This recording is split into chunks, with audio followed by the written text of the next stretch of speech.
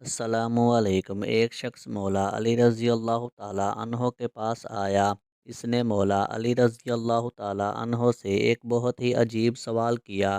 उसने कहा, या अली, क्या अल्लाह के पास इतनी कुदरत है कि दुनिया को छोटा किए बिना और अंडे को बड़ा किए बिना पूरी दुनिया को अंडे में बंद कर दे? मौला अली रज़ी अल्लाह ताला अन्हो उसका सवाल सुनकर बहुत मुस्कुराए और फरमाया, ए बंदा खुदा, तू कह रहा है कि क्या अल्लाह ऐसा कर सकता है? मगर अल्लाह ने ऐसा कर दिया है, मगर तुझे खबर नहीं। वो शख्स बहुत हैरान हुआ और कहा, वो कैसे?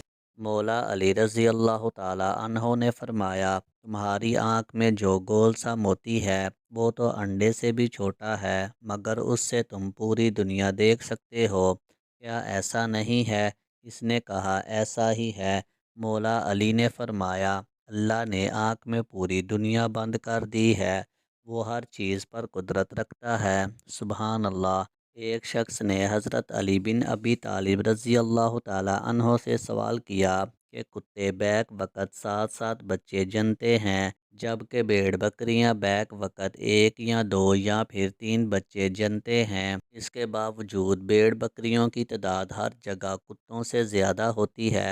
हालांकि हम आए रोज़ भेड़ बकरियों को ज़िबा भी करते हैं, कुर्बानी करते हैं, फिर भी वो हमेशा कुत्तों से ज़्यादा होती हैं। हज़रत अली रज़ी अल्लाह ताला अन्हो ने फरमाया, यही चीज़ बरकत है। इस शख्स ने कहा, बरकत भेड़ बकरियों में ही क्यों है, कुत्तों में क्यों नहीं? फरमाया, भेड़ बकरियां रात के शुरू में सोती हैं और रहमत फजर के वक़्त जाग जाती हैं तो बरकत को पा लेती हैं, मगर कुत्ते सारी रात भौंक कर फजर के करीब सो जाते हैं और रहमत और बरकत से महरूम हो जाते हैं। मैं तुम्हें नसीहत करता हूँ कि रात को जल्दी सोया करो और सुबह जल्दी उठो, यानी रिज़्क और औलाद में बरकत का ज़रिया है।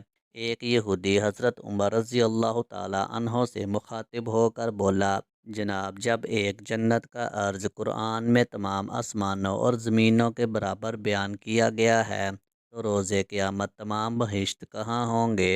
हज़रत उमर रज़ी अल्लाह ताला अन्हो ने फरमाया, मैं इस सवाल का जवाब नहीं दे सकता। हज़रत अली रज़ी अल्लाह ताला अन्हो से मालूम करो। यहूदी, ए अली, आप बताइए।